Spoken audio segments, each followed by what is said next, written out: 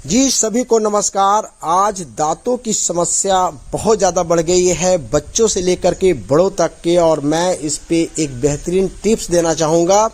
और रियली में इस ऑडियो को पूरे ध्यान से सुनिएगा, नोट कर लीजिएगा अपने डायरी में, क्योंकि ये बड़े काम का चीज़ है और बहुत ही इफेक्टिव है। अगर आज मेरे इस ऑडियो को सुन करके अच्छे से पालन करते हैं 21 डेज, तो आपकी दांतों की बहुत सारे समस्या चले जाएंगी। दांतों में झिनझिनाहट, सनसनाहट,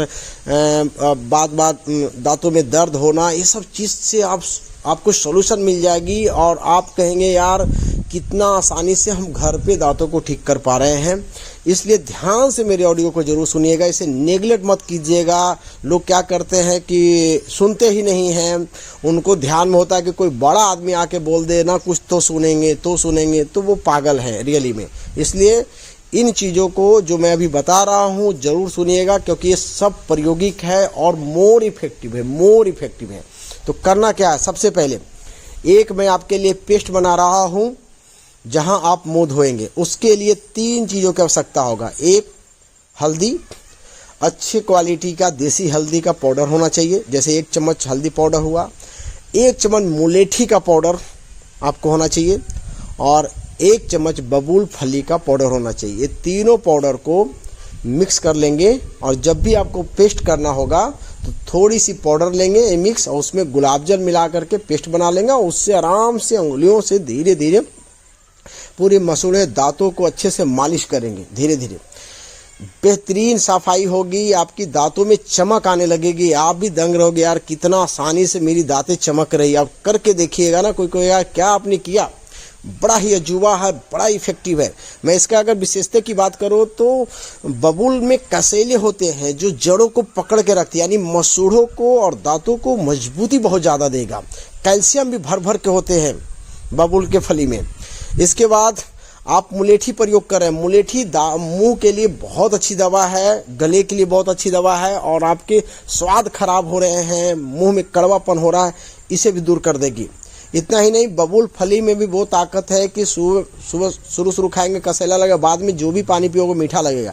यानी मुंह में कड़वेपन की जो है तिक्तपन लगती है, स्वाद आपका बेस्वाद लगता है, सब मीठे में बदलने वाले हैं। तो बहुत ही बेहतरीन चीज़ है।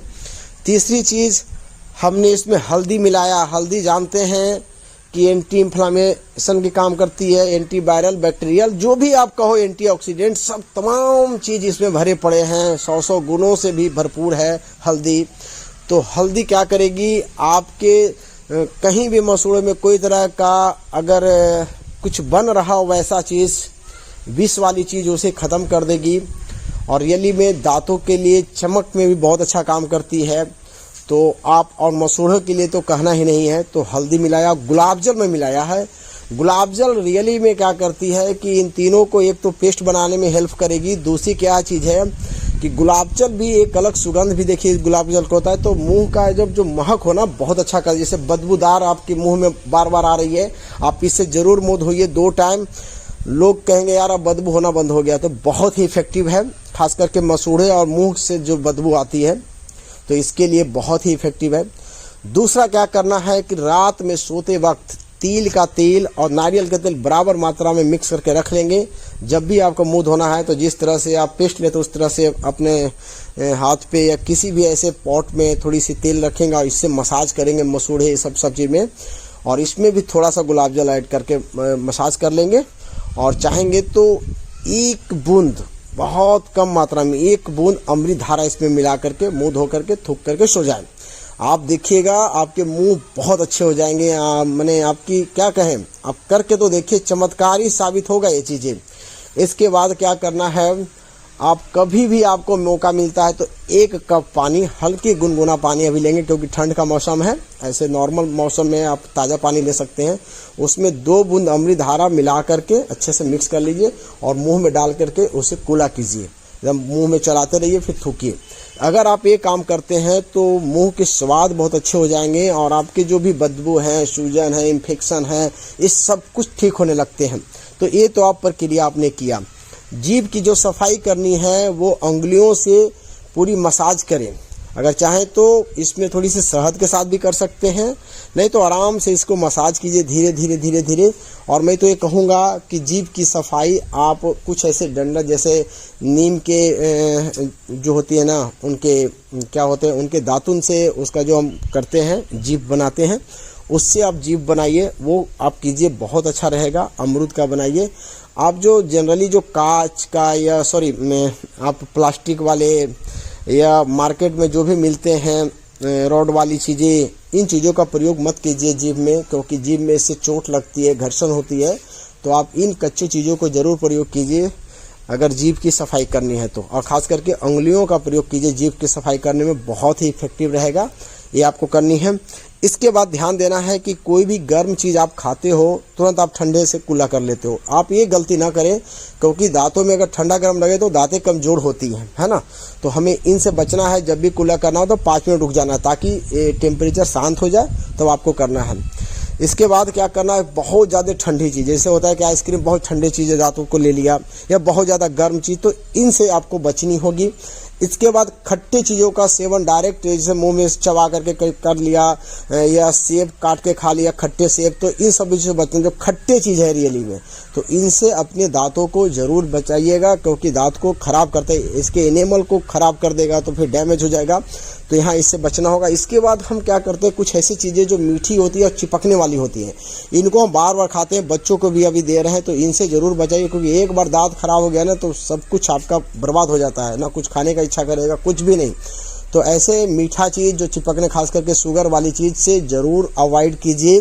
अगर कभी आपने खाया भी तो अच्छे से मुँह ज़रूर धोएंगे। इन चीज़ों पे विशेष ध्यान रखना है। नहीं तो बहुत लोग क्या करते हैं कि इस तरह के मीठे चीज़ खाते हैं और मुंह भी नहीं धोते हैं। बहुत लोग दूध पी करके ऐसे रह जाते हैं, तो इससे बहुत ज़्यादा नुकसान होने वाले आपके दांतों को। तो यहाँ भी आपको बचना होगा। इसके बाद कुछ प्रैक्टिस करना है।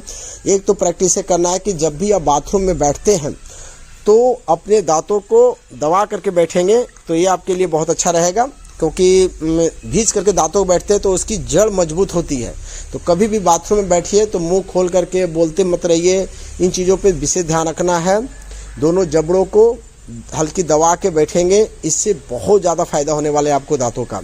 इसके बाद क्या करना है कि आप प्रैक्टिस करेंगे चबाने का, क्योंकि पहले हम जो भी चीज़ खाते थे उसमें चबाना पड़ता था, लेकिन आज हमने चबाने के प्रक्रिया को ही खो दिया है, जिससे दांतें भी खो रहे हैं हम, दांतें कमज़ोर होती जा रही। क्योंकि जिसकी प्रैक्टिस नहीं होगी, जिसकी एक्सरसाइज नहीं होगी, तो कमज़ोर हो जाएगी। जैसे आपकी हाथ है, आपकी शरीर है, आप कोई काम मत करो, आप बैठे रहो और खूब अच्छे खाना खाओ, फिर भी आपकी बॉडी मजबूत नहीं होगी, क्योंकि दोनों चीज़ चाहिए, एक्सरसाइज प्लस डाइट। तो दांतों को एक्सरसाइज के लिए चबाने वाली चीज़ तो चबा क्या सकते हैं। तो सबसे अच्छी सुविधा है आपके पास, अभी तो मौसम ठंडा है तो तिल चबाइए। तिल ले लीजिए, हल्का डाइल्यूट करते हैं, तो कच्चा तिल चबाइए तो और ज़्यादा बढ़िया है। तो तिल चबाइए, अलसी चबाइए, ऐसे बहुत सारे सीड्स हैं वो आप चबा के खा सकते हैं। मूंगफली चबा सकते हैं, तो आप ये ज़रूर काम करेंगे। इसके बाद नारियल, सूखे नारियल को चबा सकते हैं, कच्चे नारियल, क्योंकि इसमें ऑलरेडी कैल्शियम भी है ना, इन सभी चीज़ों में। तो कैल्शियम मिलेगा, दांतों के लिए बहुत अच्छा रहेगा। तो मैं चाहता हूँ कि इन जो प्रयोग को मैं बताया हूँ ज़रूर आप करके देखिएगा। 21 डेज में आपको इतना ज़्यादा इफेक्ट मिलेगा, इतना ज़्यादा फायदा मिलेगा कि आप सोच नहीं सकते। और जब भी दांतों में दर्द वगैरह हो जाए, कुछ सूजन बजाय मसूड़े में हो जाए, तो ये खास ख्याल रखिएगा कि गेहूं का रोटी ये सब चबाना बंद कर दीजिएगा, चुपचाप लिक्विड चीज़ों पे आ जाइएगा और शांति से रहिएगा। आपका देखिएगा कि मसूड़ों का सूजन वगैरह आराम से चल जाएगा। और जितना चीज़ मैं बताया हूँ, अगर आप इसका प्रयोग करें तो खैर सवाल ही नहीं उठता है।